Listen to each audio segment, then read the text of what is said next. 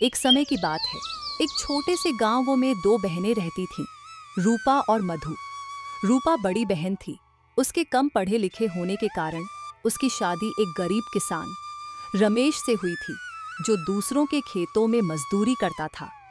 और रूपा दूसरों के घरों में झाड़ू पोछा का काम किया करती थी।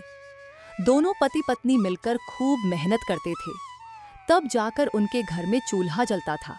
वहीं छोटी बहन मधु बहुत सुंदर थी, जिस कारण उसकी शादी एक अमीर व्यापारी राजेश से हुई थी। शादी के बाद से ही मधु को अपने रूप और धन का घमंड हो गया था। मधु हमेशा अपनी बड़ी बहन को ताने मारती और नीचा दिखाने का कोई मौका नहीं छोड़ती।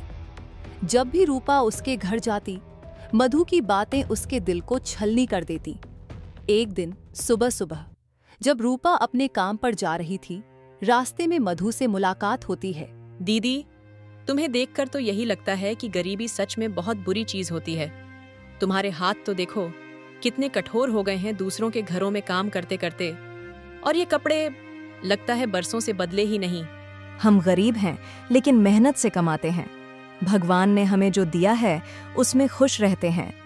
हाँ, खुश तो दिख ही रही हो, लेकिन क्या करूं? मुझे तो आदत नहीं है कि मैं तुम्हारे जैसे गरीबों से ज्यादा बातें करूं। रूपा जानती है कि मधु अब बदल चुकी है। वह चुपचाप वहां से अपने काम पर चली जाती है। समय बीतता गया। एक दिन रूपा के पति रमेश की तबीयत अचानक बहुत खराब हो गई। कई दिनों तक इलाज कराने के बाद घर की सारी जमा पूंजी खत्म हो गई। अब रूपा के पास खाने तक के पैसे नहीं बचे।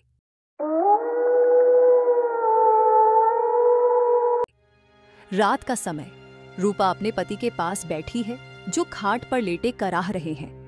अब तो लगता है मैं ज्यादा दिन नहीं बचूंगा। हमारे पास तो अब कुछ भी नहीं बचा, बच्चे भी भूखे हैं। नहीं रमेश, ऐसा मत कहो। मैं कुछ न कुछ इंतजाम कर लूंगी। मैं अपनी छोटी बहन से पैसे मांगने जाऊंगी। अगले दिन रूपा मधु के घर जाती है। मधु दरवाजे पर खड़ी होती है।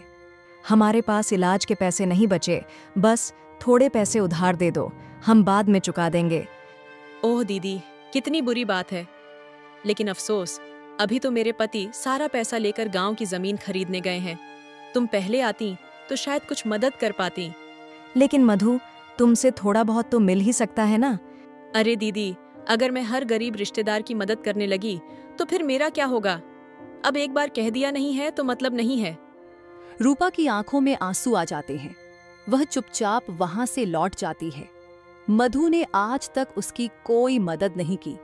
एक दिन मधु ने तो पैसे देने से मना कर दिया, अब मैं क्या करूं? एक काम करती हूँ, मैं अपने बड़े भैया के घर जाती हूँ, वह मुझे पैसे देने से मना नहीं करेंगे। रूपा अपने बड़े भैया के घर पैसे मांगने निकल जाती है। भाभी, भैया घर पर हैं? नहीं, तुम्हारे भैया घर पर नहीं है। किसी काम के सिलसिले से शहर गए हैं। कोई काम है तो मुझे बताओ। भाभी, हमें कुछ पैसों की जरूरत है। रमेश बहुत बीमार है।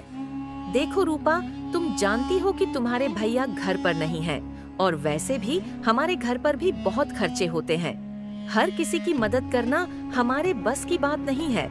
भाभी, मैं कसम खाती हूँ, जैसे ही हालात सुधरेंगे मैं पैसे लौटा दूंगी। मैंने कह दिया ना, हमारे पास पैसे नहीं है। अब और कुछ सुनना है क्या? रूपा की आंखों से आंसू टपक पड़ते हैं। वह चुपचाप वहां से चली जाती है और अपने घर के दरवाजे के बाहर बड़ी उदासी से बैठ जाती है। उसे कुछ समझ नहीं आता कि वह क्या करे। गर्मियों की दोपहर, लू के थपेड़े चल रहे थे। गांव की गलियों में धूल उड़ रही थी। तभी एक बूढ़े साधु बाबा हाथ में भिक्षा पात्र लिए गांव में प्रवेश करते हैं। उनके चेहरे पर तेज था, पर उनकी हालत देखकर लग रहा था कि वह कई दिनों से भूखे हैं। सबसे पहले वह मधु की हवेली के दरवाजे पर पहुंचते हैं। कुछ भिक्षा दे दो, कई दिनों से भूखा हूँ। चले आते हैं भिखारी कहीं से भी। ये हवेली कोई दानशाला नहीं है। चलो भागो यहाँ से। साधु बाबा कुछ क्षण खड़े रहते हैं, फिर निराश होकर वहां से आगे बढ़ जाते हैं। वह धीरे धीरे चलते हुए रूपा की झोपड़ी के सामने पहुंचते हैं। बेटी, कुछ खाने को मिलेगा? बाबा, कृपया बैठ जाइए। मेरे पास ज्यादा कुछ नहीं है, पर जो भी है आप स्वीकार कीजिए। रूपा अंदर से थोड़ा सत्तू और गुड़ लाकर बाबा को देती है।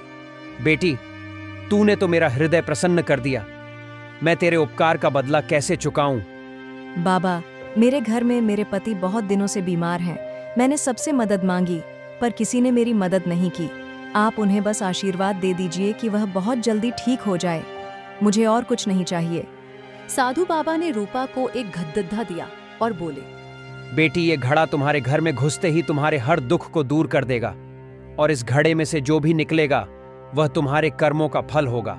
लेकिन याद रहे कि इसका उपयोग तुम सही काम के लिए ही करो। इतना कहकर साधु बाबा वहां से चले जाते हैं। जैसे ही रूप उस गद्दे को घर के अंदर ले जाती है, उसका पति रमेश एकदम स्वस्थ हो जाता है। अरे रूपा, मैं अचानक ठीक कैसे हो गया? और ये गड्ढा, ये कहां से लाई हो? ये गड्ढा मुझे एक साधु बाबा देकर गए हैं। उन्होंने कहा था कि जैसे ही ये गड्ढा तुम्हारे घर में प्रवेश करेगा, तुम्हारे सारे दुख दूर हो जाएंगे। अब मैं ये लाल कपड़ा हटाती हूँ और देखती हूँ कि इसके अंदर आखिर क्या है। रूपा धीरे धीरे घड़े का लाल कपड़ा हटाती है। अचानक उसमें से सोने के सिक्के झड़ने की तरह गिरने लगते हैं। दोनों अवाक रह जाते हैं। हे भगवान, यह तो किसी वरदान से कम नहीं। ए जी, वह बाबा भगवान के रूप में आए थे। ये देखिए, हमारे कर्मों का फल देकर गए हैं। अब इन सोने के सिक्कों से हम कोई अच्छा काम करेंगे। रूपा बहुत समझदार थी। उसने तुरंत यह फैसला किया कि वह इस धन का उपयोग लापरवाही से नहीं करेगी, बल्कि एक अच्छा व्यापार शुरू करेगी ताकि यह हमेशा बना रहे। हाँ रूपा, हम इससे कोई कारोबार शुरू करेंगे। हाँ रमेश, अभी गर्मी का मौसम है तो इस मौसम में हम छाछ, नींबू पानी, शरबत बेचने का कारोबार करेंगे। इस मौसम में हमारा कारोबार अच्छा चलेगा। रूपा ने कुछ सिक्के लिए और सबसे पहले गांव के एक व्यापारी से अच्छी गुणवत्ता का दूध और छाछ खरीदने के लिए गई। सेठ जी, मैं कुछ पैसे लगाकर अच्छी छाछ और दूध बेचना चाहती हूँ। क्या आप मेरी मदद करेंगे? सेठ ने रूपा की मेहनत और ईमानदारी देखकर कहा, बिल्कुल बहन, अगर तुम ईमानदारी से काम करोगी तो मैं तुम्हें अच्छी कीमत पर दूध दूंगा।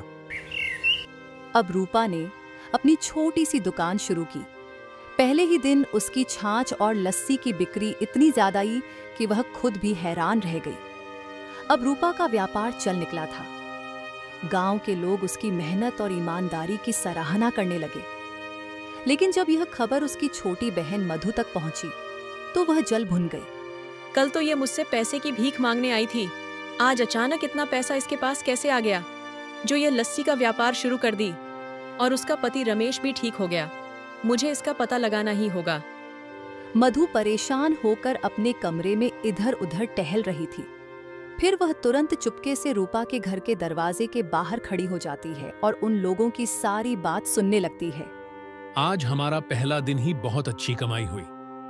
यह सब उस साधु बाबा का ही तो कमाल है। अगर वह मुझे जादुई घड़ा नहीं देते तो आज हम लोग इस मुकाम तक नहीं पहुंचते। हाँ रूपा, उस साधु बाबा का एहसान मैं जिंदगी भर नहीं भूलूंगा। आज इसी घड़े की वजह से मुझे नई जिंदगी मिली है, वरना मैं बहुत दिनों से बीमार था, फिर भी ठीक नहीं हो रहा था। वह साधु बाबा भगवान से कम नहीं है। अच्छा, तो इसका मतलब इन लोगों को किसी साधु बाबा ने जादुई घड़ा देकर गया है। एक काम करती हूँ, यहीं ठहरती हूँ। जैसे ही ये लोग सो जाएंगे मैं इस घड़े को चुरा कर ले जाऊंगी। फिर मधु ने रमेश और रूपा के सो जाने का इंतजार किया। जैसे ही वे लोग सो गए, वह तुरंत घर के अंदर जाती है और घड़े को जैसे ही हाथ लगाती है, घड़ा उड़कर दीवार में चिपक जाता है और उसमें से एक गंभीर आवाज आती है। ए मूर्ख, लालची, घमंडी औरत, धन का घमंड करने वाला सदा दुखी रहता है। सच्ची अमीरी ईमानदारी और मेहनत में होती है। अगर तूने अपनी बुरी सोच नहीं बदली तो यह घमंड तुझे बर्बाद कर देगा। यह सुनते ही मधु के हाथ पांव कांपने लगे और वह तुरंत ही घड़े को छोड़कर वहां से भाग गई। उसने यह बात किसी को नहीं बताई। अगले दिन मधु ने अपने खास नौकर रामलाल को बुलाया। रामलाल, यह रूपा की दुकान बहुत तेजी से चल रही है और मैं इसे बिल्कुल बर्दाश्त नहीं कर सकती। मुझे कोई ऐसा तरीका बताओ जिससे उसकी दुकान बर्बाद हो जाए। मालकिन, अगर लोगों को लगने लगे कि उसकी छाछ गंदे पानी से बनती है तो उसकी दुकान अपने आप बंद हो जाएगी। तू सच कह रहा है? अगर लोग ही उसकी दुकान पर आना बंद कर देंगे तो वह खुद ही गरीब बन जाएगी। लेकिन यह काम हमें चालाकी से करना होगा। अगले ही दिन मधु ने अपने कुछ नौकरों और गांव के कुछ चालाक लोगों को पैसे देकर एक योजना बनाई। उन्हें रूपा की दुकान पर जाकर छाछ पीनी थी और फिर जोर जोर से कहना था कि छाछ में गंदगी मिली हुई है। सुबह सुबह रूपा ने अपनी दुकान खोली। ग्राहक धीरे धीरे आने लगे। तभी मधु के भेजे हुए लोग दुकान पर पहुंचे और छाछ पीने लगे। अरे यह क्या? इस छाछ में तो कुछ अजीब सा स्वाद आ रहा है। हाँ, लगता है इसमें कोई खराबी है। रूपा, तुम कैसी छाछ बेच रही हो? दुकान पर खड़े अन्य ग्राहक चौंक गए। वे भी आपस में कानाफूसी करने लगे। अरे भाई, मैंने सुना था कि रूपा के यहाँ की छाछ अच्छी होती है, लेकिन यह तो कुछ गड़बड़ लग रही है। भाइयों, मेरी छाछ में कोई खराबी नहीं है। अगर किसी को यकीन न हो तो मैं अभी और छाछ निकाल कर पिलाती हूँ। लेकिन मधु के लोग तो पहले से ही अफवाह फैलाने आए थे। वे वहां से चिल्लाते हुए चले गए। भाइयों ध्यान रखना, रूपा की छाछ में गड़बड़ है, कोई इसे मत पीना। गांव के बाकी लोग भी थोड़ा डर गए। धीरे धीरे रूपा की दुकान पर भीड़ कम होने लगी। शाम तक बहुत कम ग्राहक आए। रूपा समझ गई कि कोई जानबूझकर अफवाह फैला रहा है, लेकिन वह चुपचाप बैठने वालों में से नहीं थी। उसने एक योजना बनाई। अगले दिन वह खुद ही गांव के लोगों के घर घर जाकर अपनी छाछ देने लगी। बिना पैसे दिए मेरी छाछ को पीकर देखो। अगर तुम्हें कुछ भी गलत लगे तो मुझसे कहो। गांव वालों ने छाछ पी और पाया कि वह बहुत ही स्वादिष्ट और ताजी थी। अब लोगों को समझ आने लगा कि कोई साजिश हो रही है। इसी बीच गांव के कुछ लोगों ने देखा कि वही लोग जो कल रूपा की छाछ को खराब बता रहे थे, मधु के घर से पैसे लेकर निकल रहे थे। बात फैलते देर नहीं लगी। बिटिया, हमें माफ कर दो। हमने बिना सोचे समझे अफवाहों पर भरोसा कर लिया, लेकिन अब हम समझ गए हैं कि यह सब तुम्हें बर्बाद करने के लिए किया गया था। अब गांव के लोग फिर से रूपा की दुकान पर आने लगे। उसकी मेहनत और ईमानदारी ने सबका विश्वास फिर से जीत लिया। जब मधु को पता चला तो वह और भी गुस्से से भर गई। इस औरत ने फिर से सबका भरोसा जीत लिया, लेकिन इस बार मैं ऐसा काम करूंगी कि यह दोबारा उठ न सके। उसने अपने नौकर रामलाल को बुलाया और उसके कान में कुछ फुसफुसाया। लेकिन मालकिन, यह तो बहुत खतरनाक होगा। बस वही तो चाहिए। इस बार रूपा का नाम और काम दोनों खत्म हो जाएगा। हमें ऐसी चाल चलनी होगी कि वह दोबारा व्यापार न कर पाए। मालकिन, पिछली बार भी पकड़े पकड़े बचे थे। अगर इस बार कोई देख ले तो? अरे मूर्ख, हम इसे ऐसे अंजाम देंगे कि किसी को शक भी न हो। तुम दोनों चेहरों को कपड़े से ढक कर जाना और आग लगाने के बाद तुरंत भाग जाना। कोई सबूत मत छोड़ना। आधी रात का समय था। पूरा गांव सो रहा था। रामलाल और उसका साथी गोपी अपने चेहरों पर काले कपड़े बांधकर चुपके से रूपा की दुकान के पास पहुंचे। गोपी ने दुकान के चारों ओर मिट्टी का तेल छिड़का और फिर रामलाल ने माचिस जलाई। जैसे ही आग लगी, दुकान धू-धू कर जलने लगी। आग की लपटें तेज हो गईं। आग की रोशनी देखकर कुछ गांव वाले जाग गए और शोर मचाने लगे। अरे, रूपा की दुकान जल रही है, जल्दी आओ। गांव वाले दौड़कर आए, लेकिन तब तक बहुत देर हो चुकी थी। रामलाल और गोपी अंधेरे का फायदा उठाकर भाग निकले। सुबह जब रूपा दुकान आई तो राख का ढेर देखकर गहरा आघात पहुंचा। हे भगवान, मेरी मेहनत की कमाई सब जलकर खत्म हो गई। उधर गांव का मुखिया भी वहां पहुंच गया। यह बहुत बड़ा अपराध है। हमें तुरंत पता लगाना होगा कि यह किसकी करतूत है। रूपा ने रोना बंद किया और अपने दिमाग से सोचना शुरू किया। उसे यकीन था कि यह कोई दुर्घटना नहीं थी, बल्कि किसी ने जानबूझकर किया है। उसने सबूत ढूंढने की कोशिश की। वह निराश होकर घर जाने लगी। तभी उसने देखा कि झाड़ियों में एक गमछा और तेल का डब्बा पड़ा है। रूपा ने उसे उठाकर मुखिया जी के पास ले गई। गांव में हाहाकार मच गया कि सबूत पकड़ा गया है। अरे, सबूत मुखिया जी के हाथ मिल गया है। अब जल्दी ही पकड़ा जाएगा कि रूपा की दुकान में आग किसने लगाई। मुखिया ने सभी नौजवानों को गांव के चौपाल पर बुलाया। क्या कोई पहचान सकता है कि यह गमछा किसका है? गांव वाले गमछे को ध्यान से देखने लगे। अरे, ऐसा ही गमछा तो मैंने मधु के घर पर देखा था। हाँ, मुझे तो लगता है यह गमछा मधु के नौकर का है। मैंने कल उसे ऐसा ही गमछा लेते देखा था। गांव वाले एक दूसरे की ओर देखने लगे। मधु अब तक शांत खड़ी थी, अचानक घबराने लगी।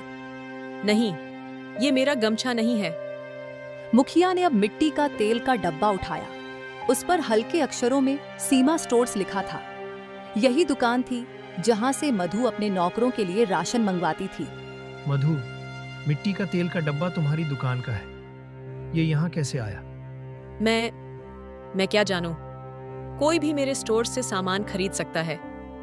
उधर मधु के पति का व्यापार ठप हो गया था। वह बहुत निराश होकर घर लौट रहा था। वह इन सब बातों से बिल्कुल अनजान था। आते वक्त उसने देखा कि चौपाल पर भीड़ लगी है।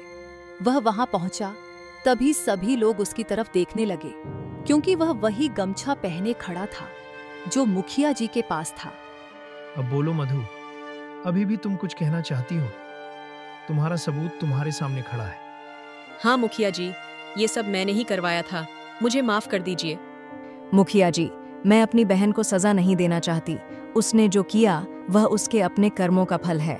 मैं बस यही चाहती हूँ कि अब वह सुधर जाए। ठीक है, तुम्हारी जैसी मर्जी रूपा। मधु की आंखों में आंसू आ गए। उसे अपनी गलती का एहसास हो चुका था। दीदी, मुझे माफ कर दो। मैंने जलन में अंधी होकर तुम्हारे साथ बहुत बुरा किया।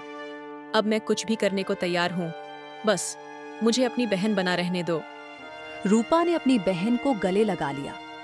गांव वालों को रूपा की दरिया दिली देखकर बहुत अच्छा लगा। अब मधु को अपनी गलती का पूरी तरह एहसास हो चुका था। रूपा ने उसे अपने कारोबार में काम करने का मौका दिया। अगर तुम मेहनत से काम करोगी तो सब कुछ फिर से ठीक हो जाएगा। मधु ने ईमानदारी से काम करना शुरू किया और वह भी अब अपने कारोबार में लग गई। यह कहानी हमें सिखाती है कि मेहनत और ईमानदारी ही असली सफलता की कुंजी होती है। जलन और धोखा हमेशा बुरे परिणाम लाते हैं।